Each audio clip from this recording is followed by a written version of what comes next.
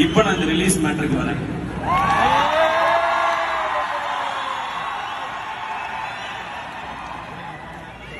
இந்த படம் வந்து ஃபர்ஸ்ட் ஆரம்பிக்கும் போது ஆகாஷ் சொன்னது வந்து, அண்ணே இது வந்து நம்ம டிசம்பர்ல ஷூட் ஆரம்பிக்கிறோன்னு, அதுக்கப்புறம் நம்ம படம் வந்து முடிச்சிருவோம். ஸோ மேம்கிட்டையும் நான் பேசிட்டேன், படம் வந்து நம்ம தீபாவளிக்கு கொண்டு வரலாம் இல்லை அக்டோபர் கொண்டு வரலாமான்னு ஃபர்ஸ்ட் டிஸ்கஸ் பண்ணோம். அப்போ அவர் சொன்னாரு, இல்ல அக்டோபர்ல வந்து விஜய் சாரோட படம் டேட் போட்டாங்க,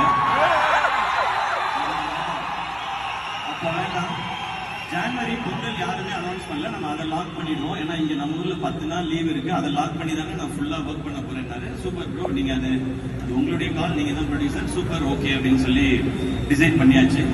அது ஒரு அது கொஞ்ச நாள் கழிச்சு ஒரு இன்டர்வியூலயும் அவர் சொல்லியிருந்தார், இந்த மாதிரி படம் வந்து பொங்கலுக்கு நாங்க பிளான் பண்றோம் அப்படின்னு சொல்லி.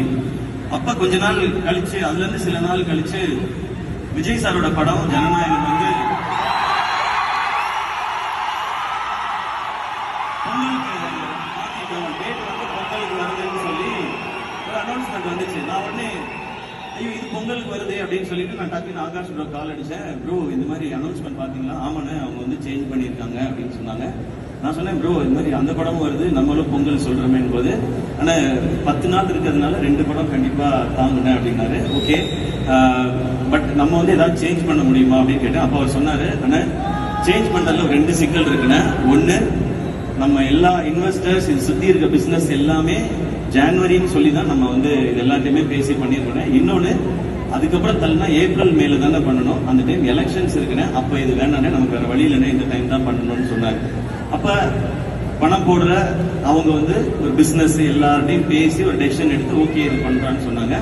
சரி ஓகே, இதை நான் கேட்டேன். ஓகே ப்ரோ, ஏன்னா அது கரெக்டான இதாகவும் இருந்துச்சு. படம் அவங்க எப்படி கரெக்டா பொசிஷன் பண்ண நினைக்கிறாங்களோ அதை கரெக்டா நம்ம ஏத்துக்கிறது தான் நம்ம ஒரு ஆர்டிஸ்டா நம்மளோட வேலை. இப்ப நான் என்ன பண்ணேன்னா, ஓகே ஆனா இது கரெக்டா கம்யூனிகேட் மட்டும் பண்ணிட்டோம்னு சொல்லிட்டு நான் ஜெகதீஷ் போன் அடிச்சேன். ப்ரோ, ஜெகதீஷ் எல்லாருக்குமே தெரியும் விஜய் சாரோட இருக்கிறதா,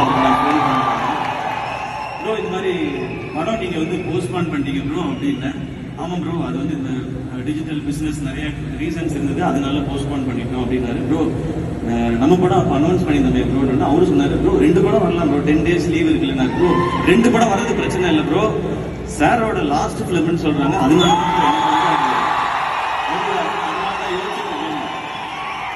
அப்ப ஜெகதீஷ் சொன்னாரு, ப்ரோ அதெல்லாம் ஒன்றும் பிரச்சனை இல்லை ப்ரோ, நம்ம 2 படமும் சூப்பரா இருக்கும் அப்படின்னாரு. இல்ல ப்ரோ, நீங்க நல்லா புரிஞ்சுக்கங்க, லாஸ்ட் பிலிம்னால சார்கிட்ட என்ன செனாரியோங்கிறத கரெக்டா இன்ஃபார்ம் பண்ணிடுங்க, இல்ல நடுவுல யாராவது சிலர் காமெடி பண்ணிட்டு இருப்பாங்க தேவையில்லாம.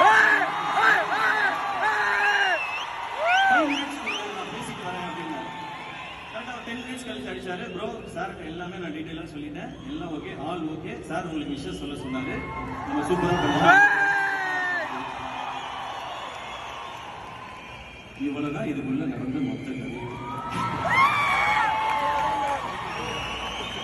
இதை வந்து டோட்டலா மாத்தி மாத்தி வேற வேற மாதிரி பேசும்போது அது நம்ம என்ன பண்ணணும், சிலருக்கு வன்மம், சிலருக்கு வியாபாரம்.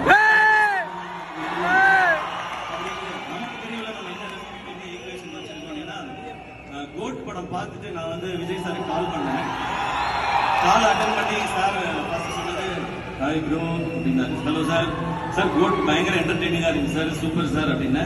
தேங்க்ஸ் ப்ரோ அப்படின்னாரு. சார் எதுக்கு சார் தேங்க்ஸ் சொல்றீங்க, எனக்கு இந்த படத்துல உங்களோட ஒரு ஸ்பெஷல் மூமெண்ட் சார், அது எனக்கு ரொம்ப மெமரபிளா இருக்கும். இல்ல ரொம்ப ஸ்வீட்டா வந்து நீங்க பண்ணி கொடுத்தீங்கல்ல, நான் உங்களுக்கு எத்தனை முறை முடியுமோ அத்தனை முறை நான் தேங்க்ஸ் சொல்லிட்டே இருப்பேன்னு அவ்வளவு ஸ்வீட்டா சொன்னாரு. இதுதான் எங்க 2 பேருக்கு நடுவுல இருக்கிற இந்த ரிலேஷன்ஷிப். சோ இதுக்கு நடுவுல யார் என்ன பேசினாலும் அதை பத்தி நீங்க கவலையே படாதீங்க. My dear fans and brothers and sisters, ஜனவரி 9ஆம் தேதி எல்லாரும் ஜனநாயகனை செலிப்ரேட் பண்றீங்க.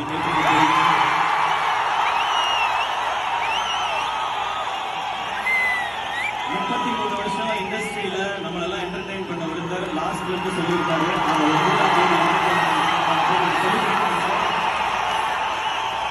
நெக்ஸ்ட் டே ஜனவரி 10ஆம் தேதி நம்ம படத்துக்கு வாங்க, பராசக்தியை செலிப்ரேட் பண்ணுங்க. இந்த பொங்கல் கோலிவுட்டுக்கு அமேசிங்கான பொங்கலா இருக்கும். இன்னைக்கு இருக்க காலகட்டத்தில் சோசியல் மீடியா ஹேண்டில் பண்றது ரொம்ப ரொம்ப டஃபா தான் இருக்கு. எது உண்மை எது பொய்ன்னு கண்டுபிடிக்கவே ரொம்ப கஷ்டமா இருக்கு. இதுல இந்த ஏஐ வேற வந்துருச்சு. நீ ஏஐயான்னு ஏஐட்ட கேட்டு தெரிஞ்சுக்கிற கண்டிஷன்ல தான் நாம எல்லாருமே இருக்கோம். அதனால இதுக்குள்ள நீங்க உள்ளே விட்டுறாதீங்க. நீங்க ஜாலியா செலிப்ரேட் பண்ணிட்டே இருங்க. எல்லாருக்கும் தெரியும் அவங்க படத்தை அவங்க சூப்பரா செலிப்ரேட் பண்ணுவாங்க. மத்தவங்க படத்தை மாறி மாறி செலிப்ரேட் பண்ணிப்போம். மேம் சொன்ன மாதிரி நம்ம சினிமா அந்த லெவலுக்கு போகும். நான் இன்னமும் கிளியரா சொல்றேங்க, எவன் என்ன வேணா சொல்லட்டும், என்னை பொறுத்த வரைக்கும் இந்த பொங்கல் அண்ணன் தம்பி பொங்கல்.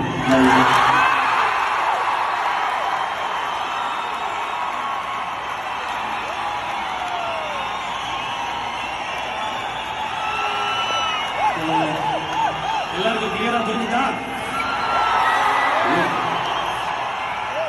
இப்ப நான் ஏன் பிரதர்ஸ் அண்ட் சிஸ்டர்ஸ் பேசுறதுக்கு வரேன்.